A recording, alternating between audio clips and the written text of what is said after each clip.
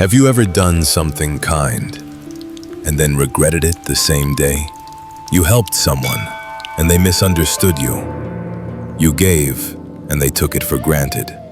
You stayed gentle and someone used your softness as a reason to push harder. You kept your promise while others took shortcuts and still seemed to win. And at night, the mind whispers, maybe kindness is for fools. Maybe I should be colder. Maybe the world rewards only the harsh. But here is the question that quietly changes a life. What if your kindness is not a loss, but a seed? What if the pain you feel today is simply the soil where future blessings grow? Many people chase quick victories, but the Buddha pointed us to a deeper kind of victory, a clean heart, a steady mind, and a life that ends without regret. If you have ever felt tired of being the good one, if you have ever wondered whether kindness is worth it, stay with me, because the Buddha's teaching is not naive. It does not say the world will always treat you fairly. It says something stronger. Goodness is never wasted, even when it looks like you lost. Let us sit with that truth, slowly. Welcome, dear friends, to Buddha Peaceful Mind. In this long, quiet Dharma reflection, we will explore why kindness can feel costly today, how karma truly works, and how virtue becomes a hidden protection in life. If this talk brings your heart even a little peace, you may gently like the video or subscribe to Buddha Peaceful Mind so these calm teachings can reach others who feel discouraged. Now, let us begin, softly. The Buddha began with honesty. He did not tell people, life is always nice. He said, life includes suffering. So when you feel hurt after being kind, the Buddha would not shame you. He would say, yes, that is painful. And then he would ask, can we understand it? Because understanding is the start of freedom. Many people suffer not only because of what happened, but because they do not know what it means. They look at one moment and think it is the whole story. They look at today and believe it is forever. They look at a small loss and call it a life sentence. But the Buddha taught us to see time differently. He taught us to see cause and effect, not just one event. This is the heart of karma. Karma, in simple words, is action, but more deeply, it is intention. It is what you choose in the mind and what you express through body and speech. When you choose kindness, you shape your mind toward kindness. When you choose generosity, you shape your mind toward openness. When you choose patience, you shape your mind toward peace. And when you choose cruelty, you shape your mind toward fear. When you choose greed, you shape your mind toward tension. When you choose anger, you shape your mind toward burning. So karma is not only what happens to you. Karma is what you become. And what you become is the biggest thing that happens to you. This is why the Buddha said, in essence, your actions are your true belongings. Not your money, not your name, not your status. Your actions.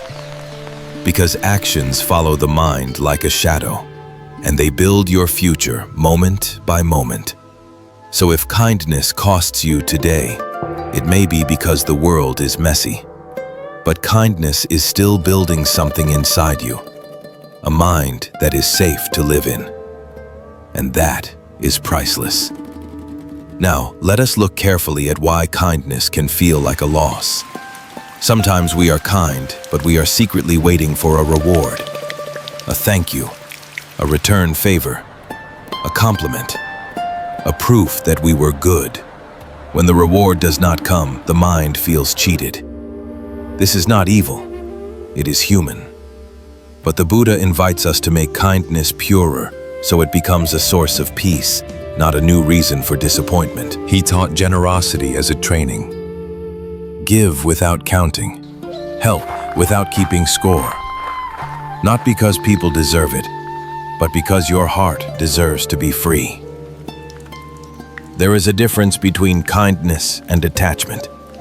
Kindness says, "I wish you well." Attachment says, "I need you to treat me a certain way." Kindness is open. Attachment is tight. So sometimes we feel hurt by kindness because it was mixed with attachment. The Buddha's path is gentle. Do not stop being kind. Just remove the chains from your kindness. Let your kindness be like water. Water nourishes without asking. Water flows without demanding. Water gives life, and it remains clean. If someone drinks and does not say thank you, water does not become bitter. It simply continues to flow. This is how the Buddha wanted the heart to be: generous, quiet, and free. Now there is another reason kindness feels costly. Some people use kindness as a doorway for exploitation. So we must be clear. The Buddha did not teach you to be a doormat. He did not teach you to ignore wisdom. He taught compassion with discernment. You can be kind and still say no. You can be gentle and still have boundaries. You can be generous and still protect what must be protected.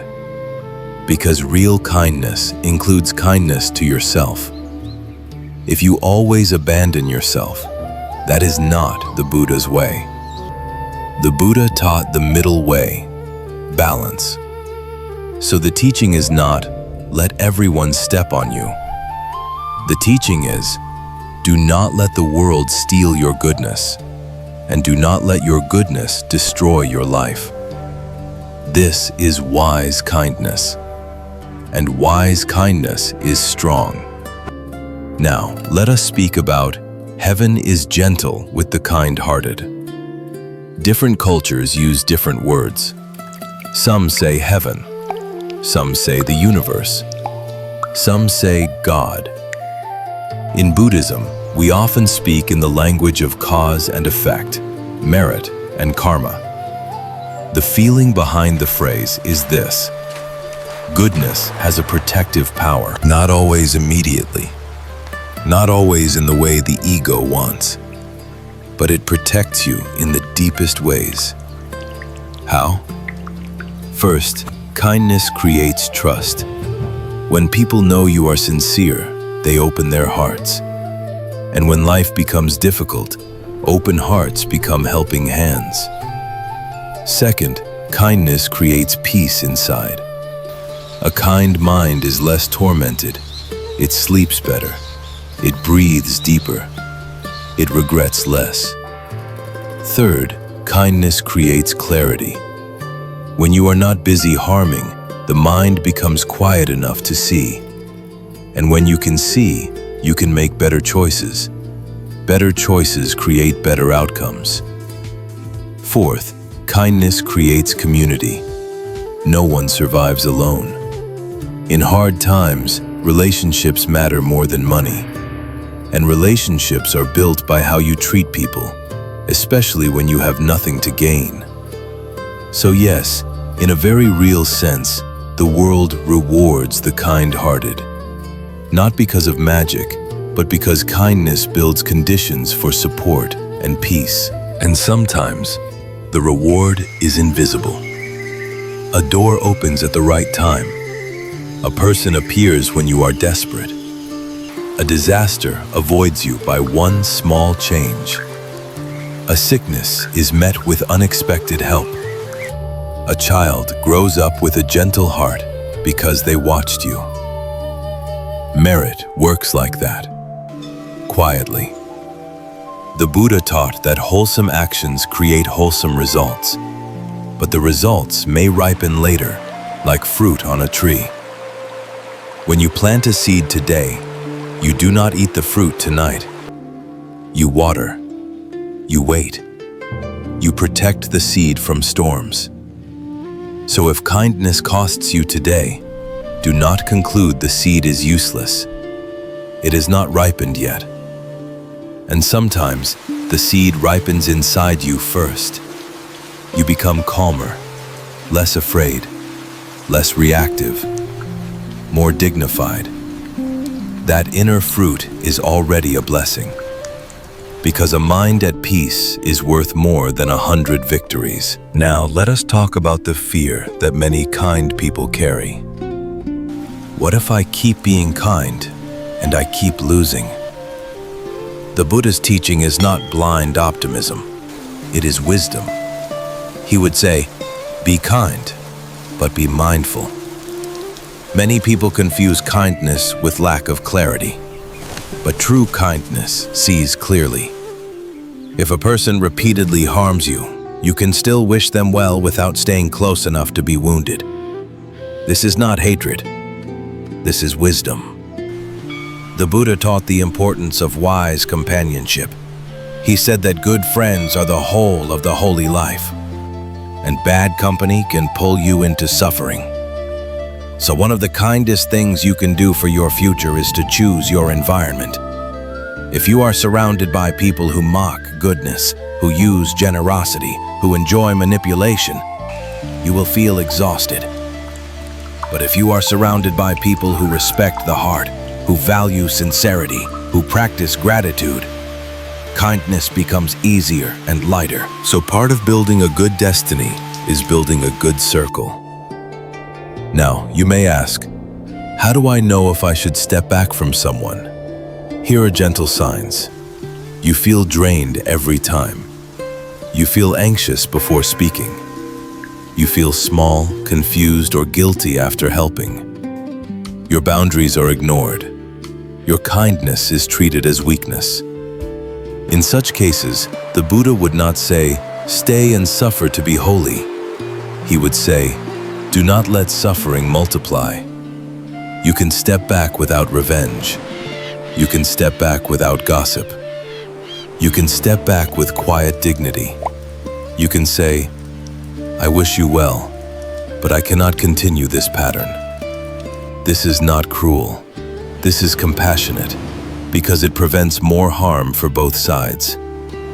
So remember, kindness is not the same as self-abandonment. Kindness is not the same as fear.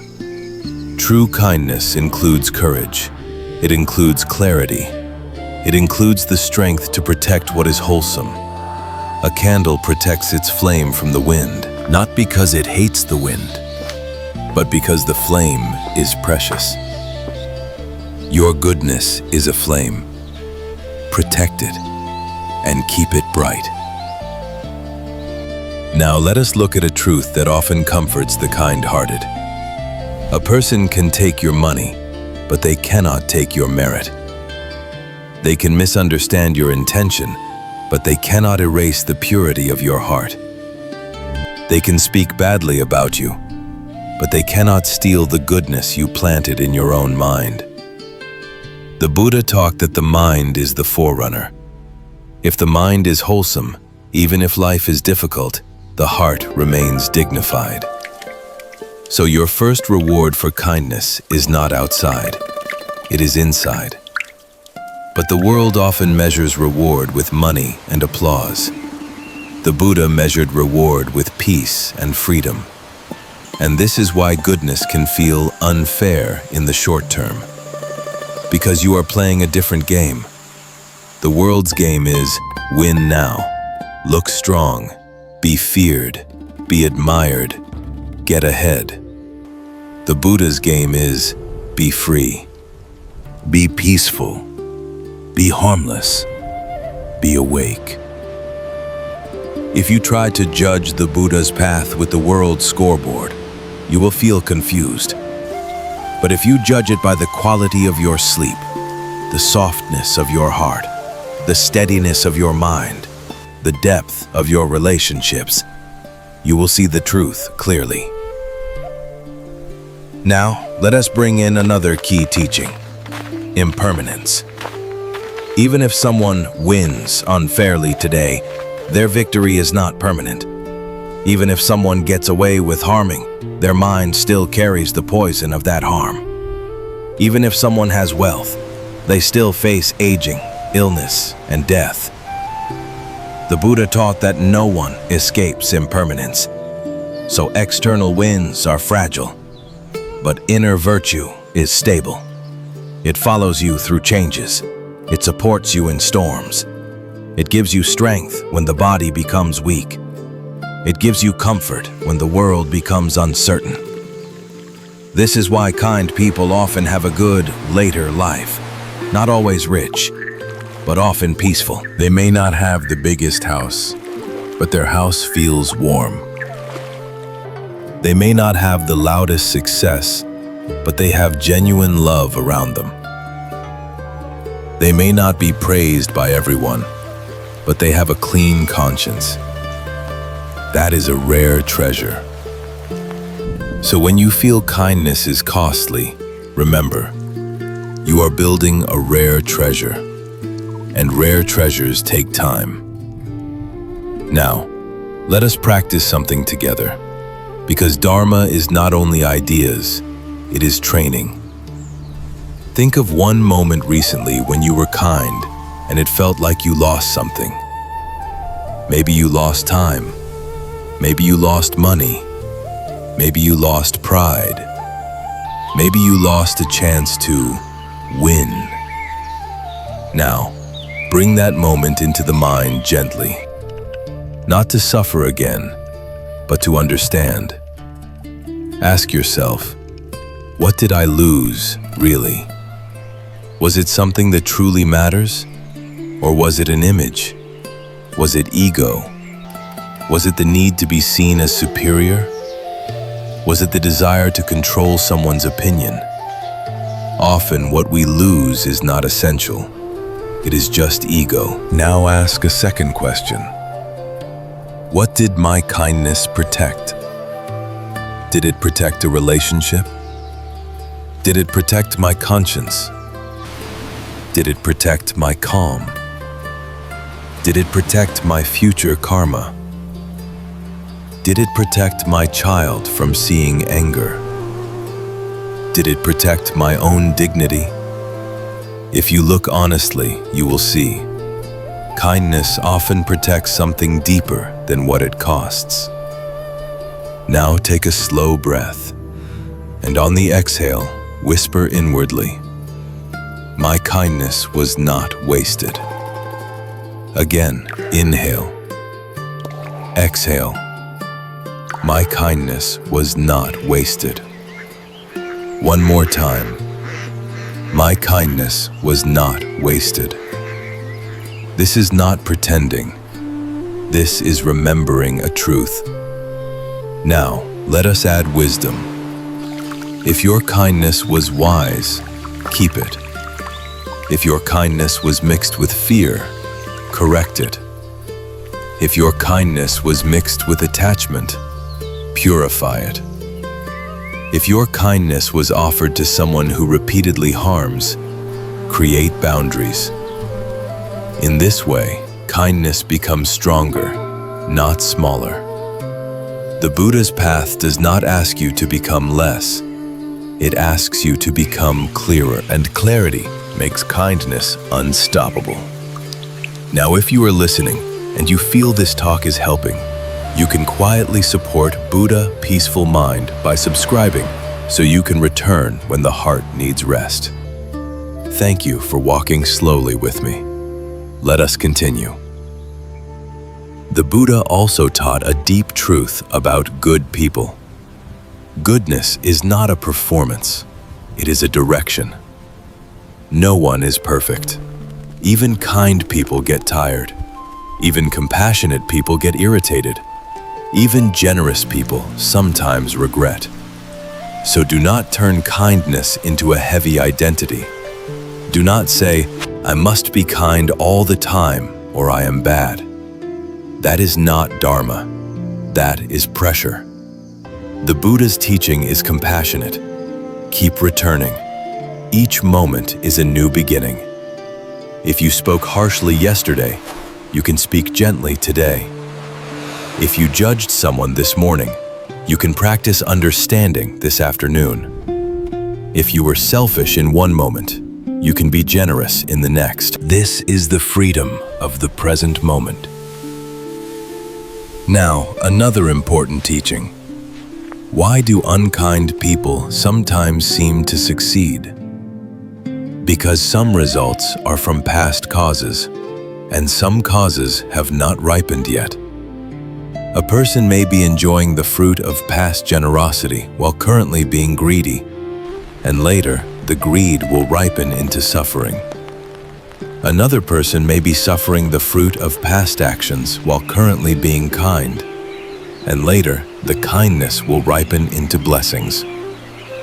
So do not judge a whole life from one season. The Buddha taught patience with causes. He taught us to be careful with quick conclusions. And he taught this: do not let what you see today destroy your faith in goodness, because goodness is still the path out of suffering. Even if the world looks unfair, goodness keeps your heart clean. And a clean heart is the foundation of real happiness. Now, let us speak about blessings appear when virtue is gathered. Virtue, in Buddhism, is not only moral rules. It is the practice of harmlessness. It is the practice of non-harming in body and speech. It is the practice of honesty, restraint, and compassion. When you practice virtue, you stop creating enemies. You stop creating fear. You stop creating the kind of karma that returns as pain. And because you are not creating new harm, old suffering slowly fades. This is how blessings appear. Sometimes the blessing is simple. Your anxiety decreases. Your sleep improves. Your relationships soften. Your mind stops replaying conflict. Your body relaxes. Sometimes the blessing is bigger. A good job appears. A helpful friend appears. A lost opportunity returns in a new form. A family conflict heals. A child becomes more respectful. A sickness is met with support. But the greatest blessing is always the same: a heart that is not heavy. If you want to test the Buddha's teaching, look at your heart after different actions. After lying, does the heart feel light? After hurting someone, does the heart feel peaceful? After gossip, does the mind feel clean? Usually, no. But after honesty, the heart feels straight. After generosity, the heart feels warm. After patience, the heart feels calm. This is the immediate evidence of karma. So keep practicing what makes the heart light. That is the Buddha's way. Now, let us speak about the end. Not to be dark, but to be wise. The Buddha often reminded people, you will leave everything behind. Your money, your house, your title, your body, even the people you love. This is impermanence. So if you think deeply, you will see, the only thing worth building is what you can carry in the mind. You can carry peace. You can carry virtue. You can carry kindness. You can carry wisdom. These become your inner home. And when the outer world changes, your inner home protects you. So the Buddha's teaching is practical. If you want a good later life, practice a good heart now. Not to buy blessings, but to become a person who can receive life with calm. Because many blessings are missed by a restless mind. A kind opportunity appears, but the mind is too suspicious to accept it. A loving person reaches out, but the mind is too proud to reply. A peaceful moment arrives, but the mind is too busy comparing to notice. So virtue does not only create blessings, it also makes you able to see them. Now, let us bring this down to a simple daily practice. In the morning, before your phone, before news, before tasks, take 3 mindful breaths. On each exhale, whisper inwardly, "Today, I choose peace." Then set one intention. Today I will not feed anger. Today I will speak gently. Today I will not compete for attention. In the evening before sleep, review the day with kindness. Ask, where did I choose goodness? Where did I react? What can I learn without shame? Then end with one wish. May all beings be peaceful. If you do this daily, your mind slowly changes. The heart becomes softer, and life becomes lighter. Now, if you feel inspired to keep this practice alive, you may softly like the video so it reaches someone who needs hope today. And if you want more long, calm Dharma talks, you are welcome to subscribe to Buddha Peaceful Mind. Thank you for being here. Now, let us go deeper into the heart of kindness. How to stay kind without becoming hurt, bitter, or exhausted. To stay kind in a difficult world, we must understand two things: how to protect the heart and how to keep the heart open. If we protect too much, we become cold. If we open too much without wisdom, we become wounded. So the Buddha gave us a balanced path. He taught loving kindness, and he taught equanimity. Loving kindness opens the heart. Equanimity stabilizes the heart. Let us explore them. Loving kindness is simple. May you be well. May you be safe. May you be peaceful. When you practice loving kindness, you stop seeing people as enemies. You stop feeding the mind with hate. You stop living in a war. Equanimity is also simple. I will not be controlled by praise or blame. I will not be controlled by gain or loss. I will not be controlled by other people's moods. When you practice equanimity, you stop being shaken by every wind. So together, loving kindness and equanimity allow you to remain kind without being destroyed. Now, a very practical example. Someone is rude to you. Loving kindness says, "May you be free from suffering." Equanimity says, "I will not absorb your anger." So you do not retaliate, and you also do not carry it. You remain steady. This is spiritual strength. Now, let us practice a short loving kindness meditation, because it is medicine for the discouraged heart. Wherever you are, let the shoulders soften. Let the breath become natural. Now say inwardly, slowly, "May I be well. May I be safe. May I be peaceful. May my kindness be protected by wisdom." Again, may I be well. May I be safe. May I be peaceful. May my heart remain open and steady. Now think of someone you love, someone who makes your heart softer. Say, "May you be well. May you be safe. May you be peaceful. May your heart be free from suffering." Now think of a neutral person, someone you see but do not know well. Say, "May you be well. May you be safe. May you be peaceful." Now, if you are ready, think of a difficult person. Not the most traumatic person. Choose someone mildly difficult. See them as a human being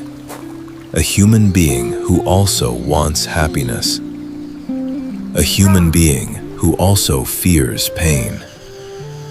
Say slowly, "May you be well. May you be safe. May you be peaceful. May you be free from ignorance. May you learn a wiser way.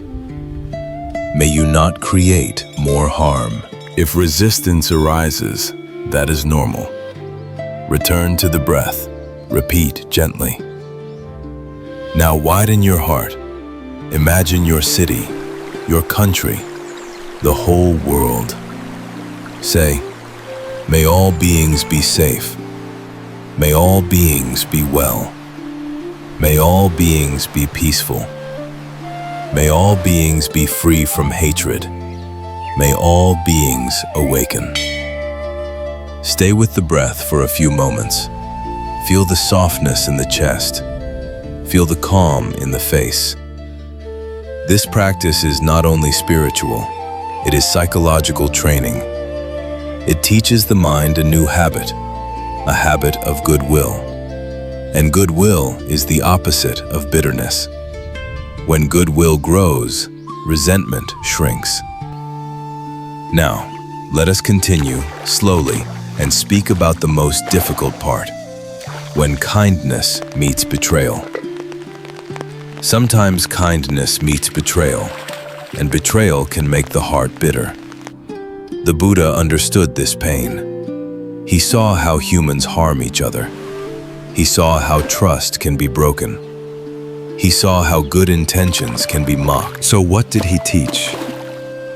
He taught that bitterness is a second suffering. The betrayal is the first pain. Bitterness is the second pain. And we do not need to add the second pain. This is similar to the teaching of the two arrows. The first arrow is what happened. The second arrow is what we add with the mind. Resentment, revenge, endless replay, self-blame, and the decision to close the heart forever. The Buddha invites us to avoid the second arrow. How? First, accept the pain without shame. It hurts because you cared. It hurts because you trusted. That is not foolishness. That is humanity. Second, learn the lesson with wisdom. Wisdom means you adjust your boundaries. You do not keep offering the same access to someone who repeatedly harms. Third, release the poison. This does not mean you forget. It means you do not carry hatred in the body. Because hatred keeps you connected to the betrayer. It keeps them living inside your mind. It keeps them controlling your mood. So release is freedom. Now people often ask, how can I release if they never apologize? The Buddha would say, release is not for them. Release is for you. If they apologize, good. If they do not, you can still be free. You can say, I will not carry you in my heart anymore. You can wish them wisdom from a distance, and you can walk your own path. This is how kindness survives betrayal. It becomes wiser, not colder. Now another practice for betrayal is forgiveness. But forgiveness must be understood correctly. Forgiveness is not saying, what happened was fine. Forgiveness is saying, I will not drink this poison every day. You can forgive and still choose distance. You can forgive and still protect yourself.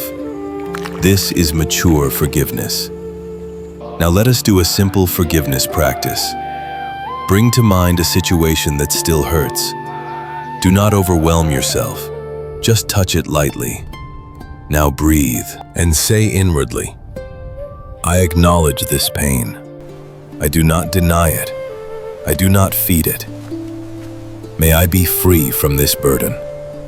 May my heart be light again. Now, if you can, add one more sentence. May wisdom grow from this. May I learn without hatred. Now return to the breath. This is how the heart heals. Slowly, gently, steadily. And as the heart heals, kindness becomes beautiful again, not painful. Now, let us speak about later life and good endings, because the phrase says, those who live with a good heart will be rewarded in the end. What does that mean in the Buddha's path? In the Buddha's teaching, a good ending does not necessarily mean a rich ending. It means a peaceful ending. It means you can look back on your life and feel, I did not waste my heart. I did not poison my mind.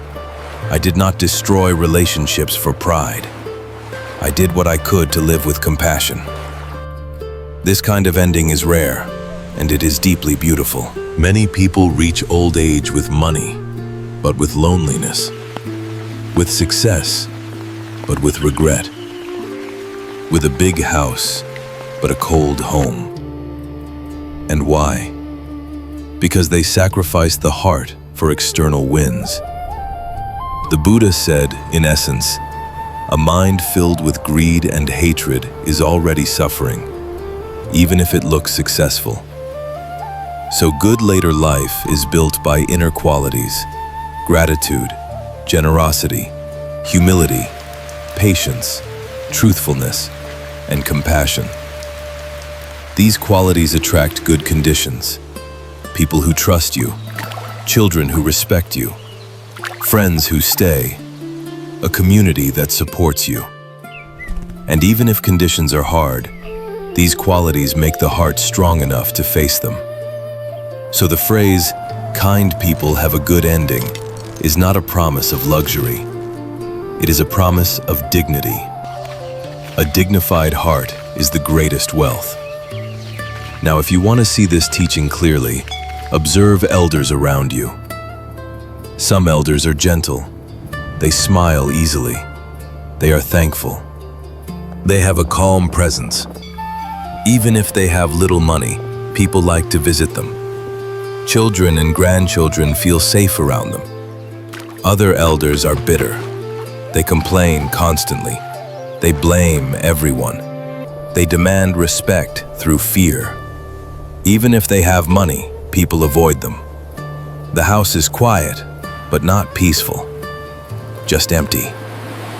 This is the fruit of a lifetime of mind states. So kindness is not only a moral choice, it is a destiny-making choice. And the Buddha gave us hope. You can change your destiny by changing your mind. Not all at once, but step by step. Now, let us return to the simplest truth of today's teaching. Your kindness may cost you today, but your cruelty will cost you for a long time. Your kindness may bring a small loss today, but it builds a home in your heart that lasts. So do not be discouraged. Stay kind. Stay wise. Stay steady. Now, we will continue with a deeper reflection on how to practice kindness without pride. Because sometimes, even kindness can be mixed with ego. There is a very subtle trap. The ego can hide inside kindness. A person may be kind, but also wants to be seen as kind. They want praise. They want recognition. They want others to admit, "You are better." This is understandable, but it creates suffering, because recognition is not stable. It depends on others. It comes and goes like wind. So the Buddha taught humility as a purifier. Humility says, I do good because it is good. I give because it reduces greed. I help because it reduces separation. I speak gently because it reduces harm, not because I want applause. When kindness is humble, it becomes light. It becomes effortless. It becomes joyful. Now, how do we practice humble kindness? First, do small good deeds in secret. Help without announcing. Give without telling others. Do one act that no one knows, and let your heart feel the quiet joy of it. Second, remember impermanence. Your name will fade. Your body will change. Your reputation will change. So do not build your identity on being the good one. Just be good, and let it be enough. Third, remember that everyone has moments of goodness. Even people who hurt you have also loved someone, have also suffered, have also been a child. So you do not need to feel superior. Compassion does not need a throne. Now, humble kindness is powerful because it cannot be taken away. If someone criticizes you, you do not collapse because your kindness was not for praise.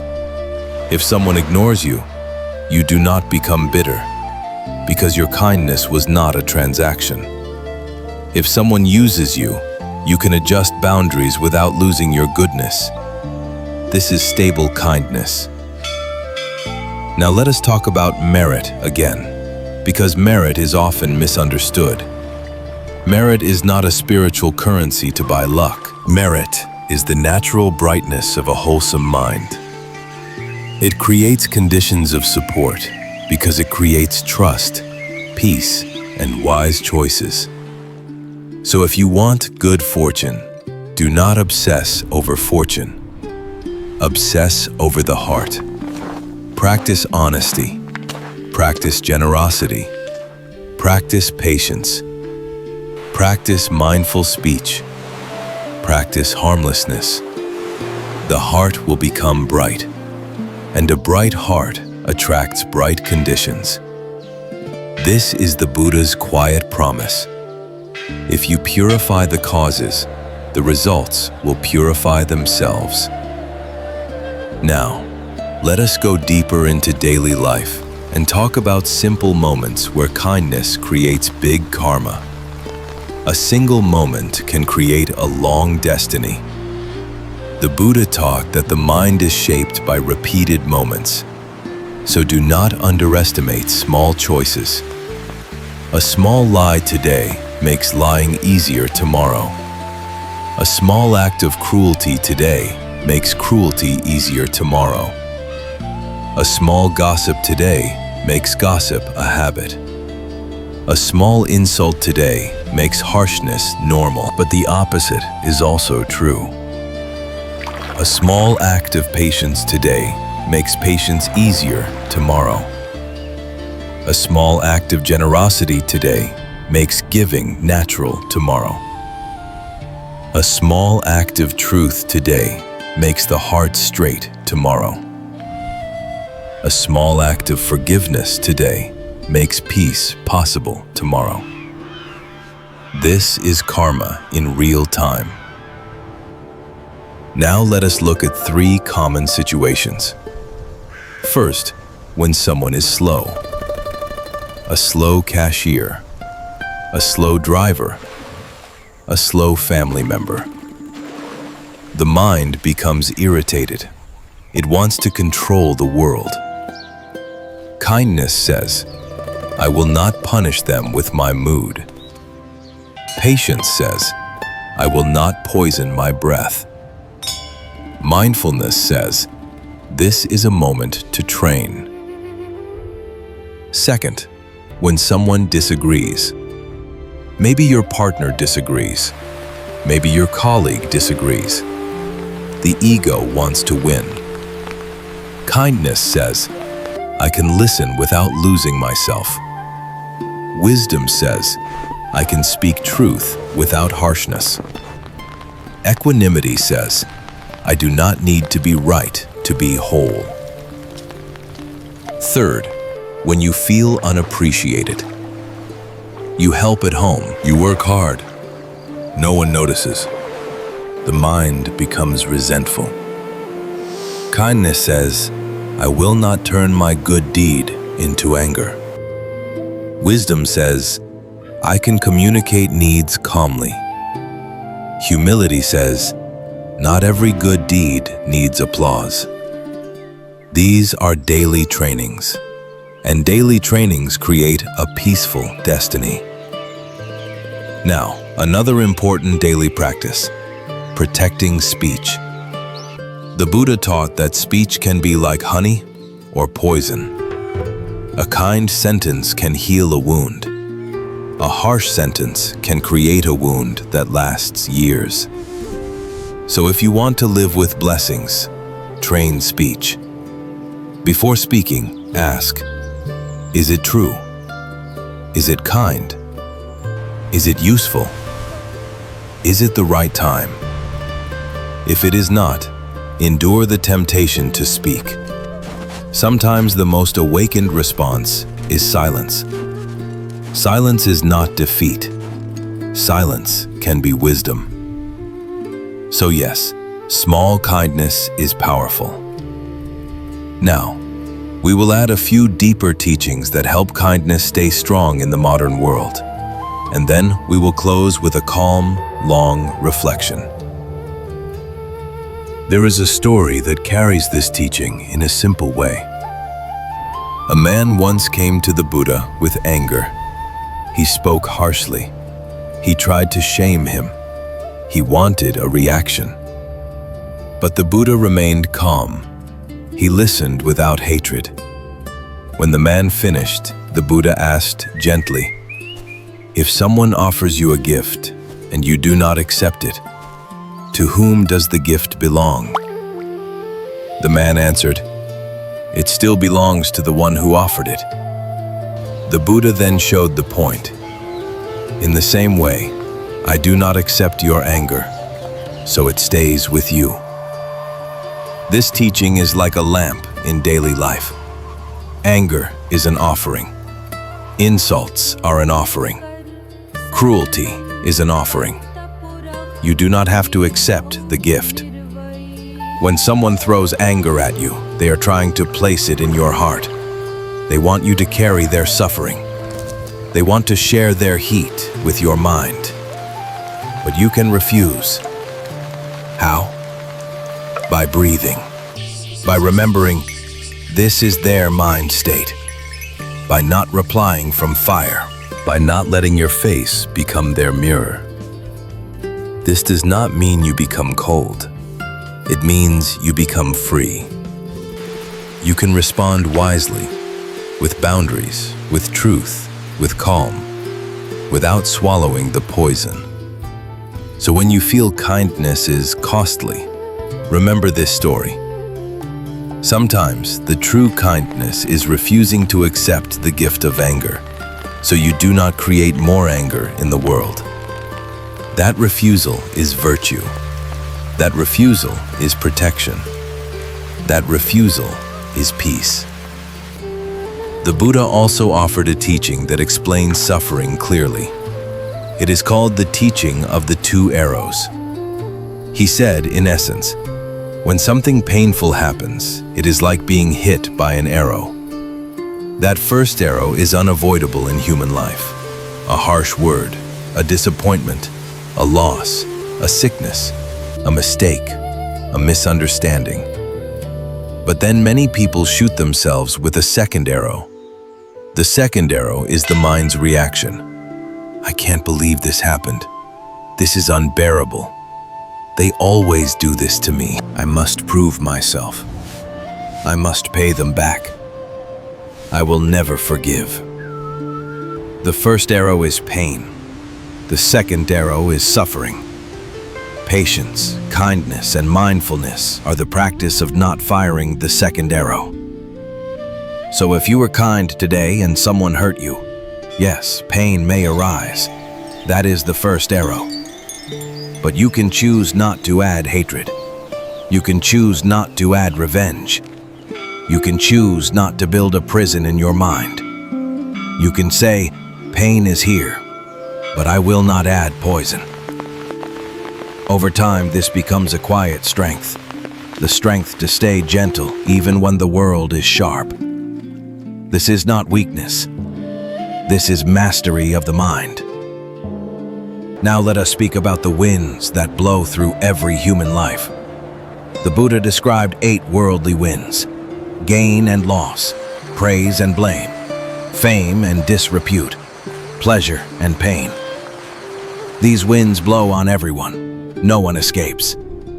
If the mind is attached, it is thrown around like a leaf, happy when praised, crushed when blamed, excited when gaining, depressed when losing. Kindness often meets these winds. Some days you are appreciated. Some days you are not. Some days you are praised for being gentle. Other days you are blamed for being too soft. If your kindness depends on praise, you will suffer. But equanimity is the training to remain steady. Equanimity says, these winds are natural. They come, they go. I do not need to follow them. So when you are misunderstood, try this small sentence. Winds are blowing. I will remain calm. Repeat it when you feel shaken. And remember, a calm mind is already a blessing. A steady heart is already a reward. Now let us talk about kindness to yourself, because many gentle people are cruel to their own hearts. They forgive everyone, but they do not forgive themselves. They understand everyone, but they judge themselves harshly.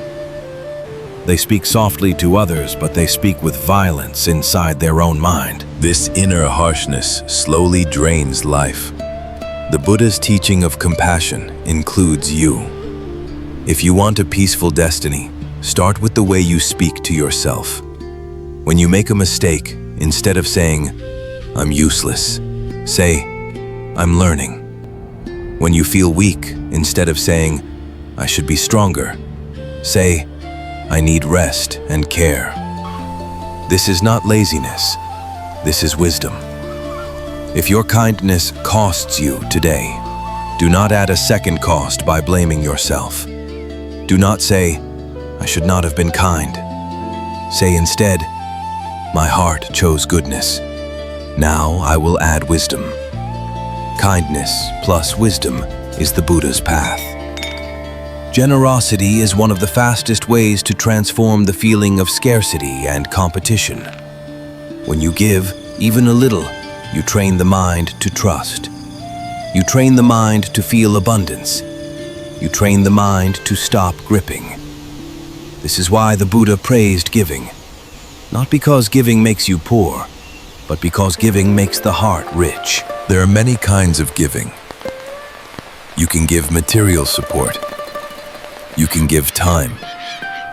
You can give attention. You can give forgiveness. You can give encouragement. You can give a calm presence. Sometimes the greatest gift is simply being there, without judging. Now, if you fear that kindness will make you lose, practice giving in a balanced way. Give what you can without resentment. Give what does not harm your own stability. Give with a clear heart. And then let go. After you help someone, say inwardly, "It is done," and return to your breath. This is freedom. And one day, when life becomes difficult, you may be surprised by how help returns to you. Not always from the same person, but from the world you have softened with your goodness. This is how merit ripens, quietly, naturally, in its own season. Now we will do a longer quiet practice, so these teachings can sink into the body, not only the mind. If you are sitting, let your posture be relaxed but upright. If you are lying down, let the shoulders soften. If you are working or driving, simply listen and breathe naturally. Bring attention to the breath. Do not change it, just feel it. Feel the inhale. Feel the exhale. Now, gently notice the body. Soften the forehead. Soften the eyes. Soften the jaw. Relax the shoulders. Let the hands rest. With each exhale, feel as if you are putting down a weight. Now, bring to mind one moment of kindness you offered recently. See it as a simple act, a seed. Now repeat inwardly, "My kindness is a seed." My kindness is not wasted. My kindness shapes my mind toward peace. Now bring to mind someone who is kind to you, or someone who has helped you before. Let gratitude arise. Say inwardly, "Thank you." Gratitude keeps the heart warm. Now bring to mind someone you are struggling with. Just one person, not the most painful one. Choose someone mild. Breathe and say softly in the mind, "May you be free from suffering. May you be free from ignorance. May you find a wiser way." If resistance arises, that is okay. Return to the breath. Do not force the heart. Just plant the seed. Now return to yourself and say, "May I be safe. May I be peaceful. May my kindness be protected by wisdom. May I not become bitter. May I not abandon my own heart."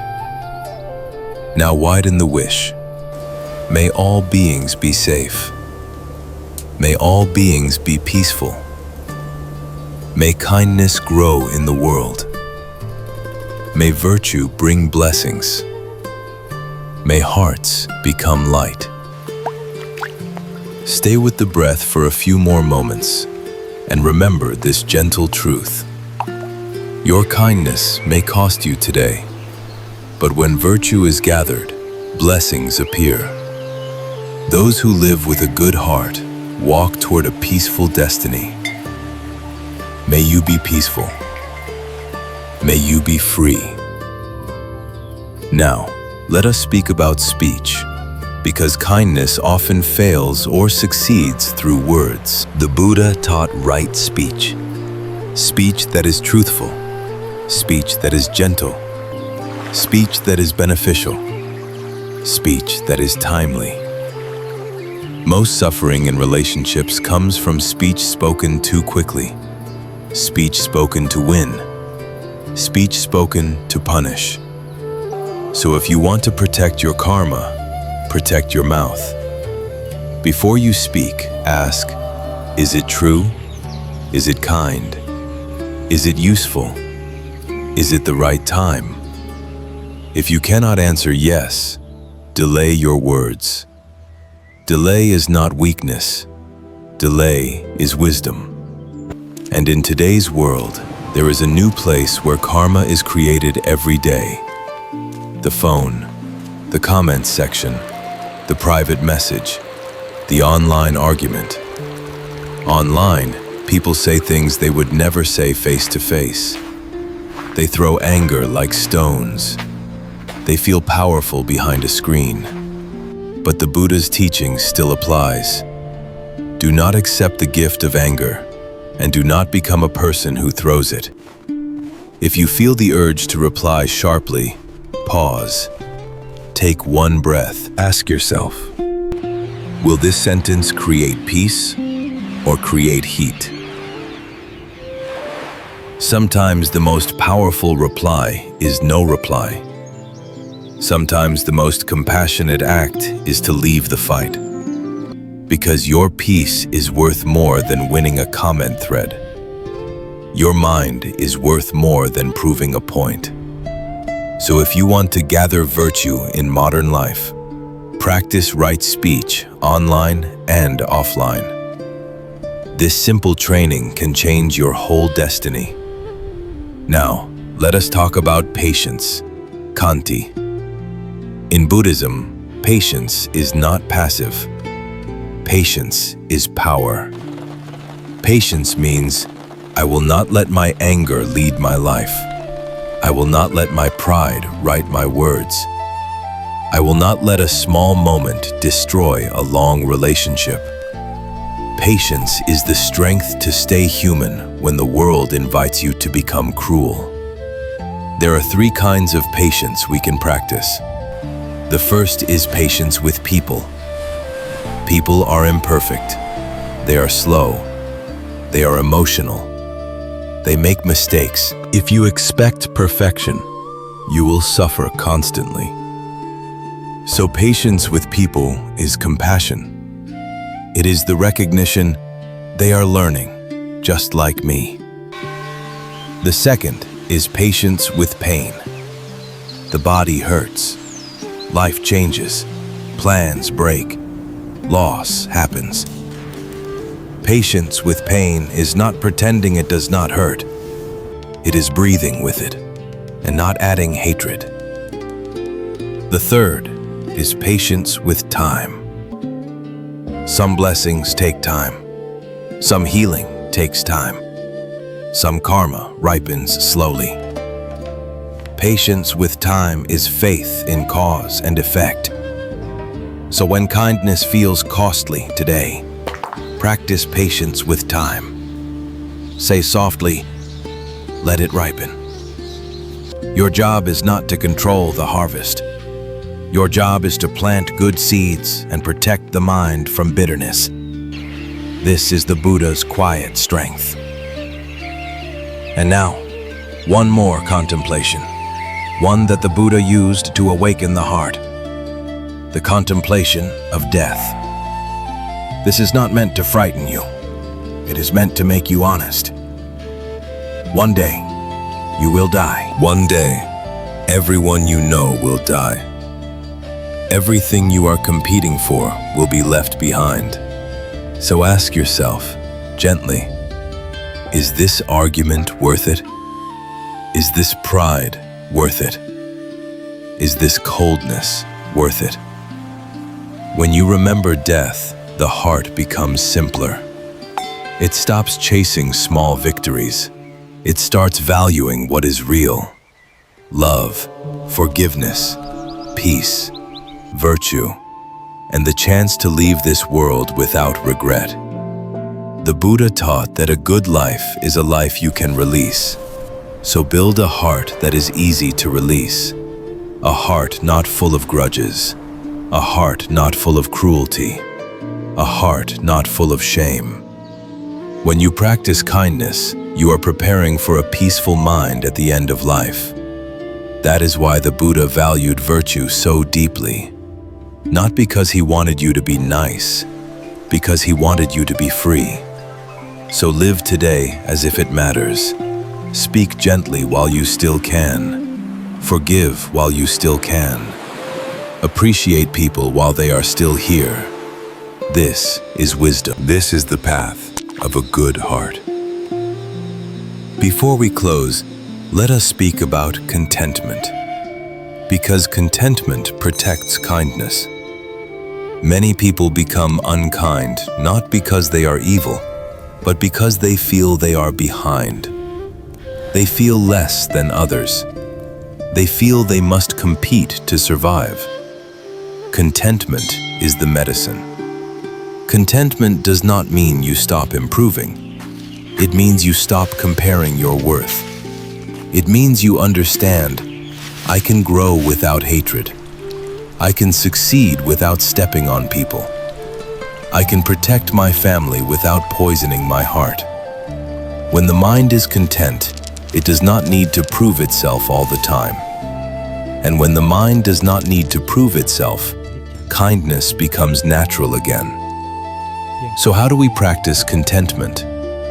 Start with gratitude. Each day, notice 3 simple blessings. The ability to breathe. The ability to see light. The ability to eat. The presence of someone who cares. A small moment of quiet. A lesson learned. A body that still carries you.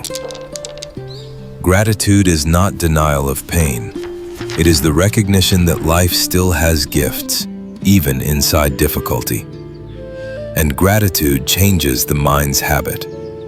Instead of hunting for what is missing, the mind begins to see what is present.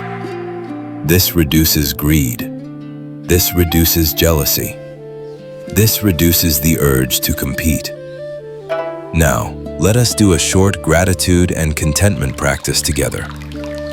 Take a slow breath in and a slow breath out. Now, bring to mind one thing your body did for you today. Maybe it carried you. Maybe it healed. Maybe it endured tiredness. Maybe it kept beating your heart without asking for praise. Say quietly, "Thank you, body." Now, bring to mind one person who helped you, even in a small way.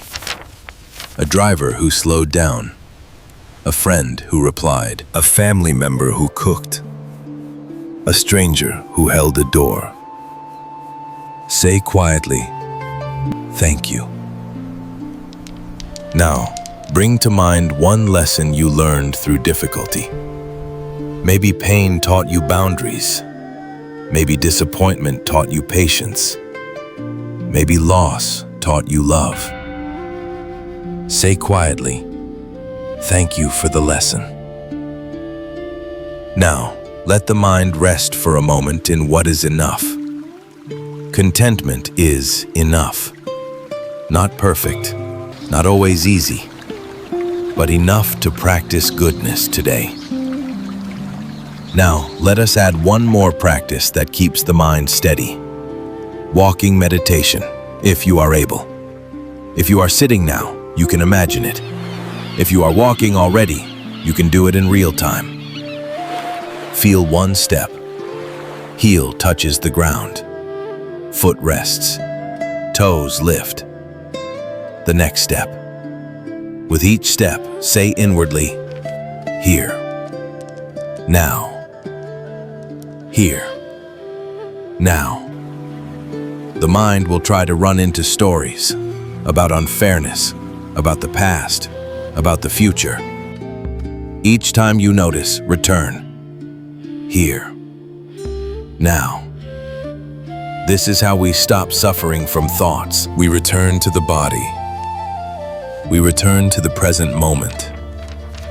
And in the present moment, we can choose kindness again. Because most unkindness comes from unconsciousness. It comes from reacting without seeing.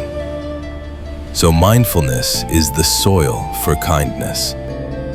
When mindfulness is strong, you see your anger before it speaks. You see your pride before it attacks. You see your fear before it lies. And in that seeing, you regain choice. So contentment, gratitude, and mindfulness are three quiet protectors of virtue. If you cultivate them, your kindness will not become exhaustion.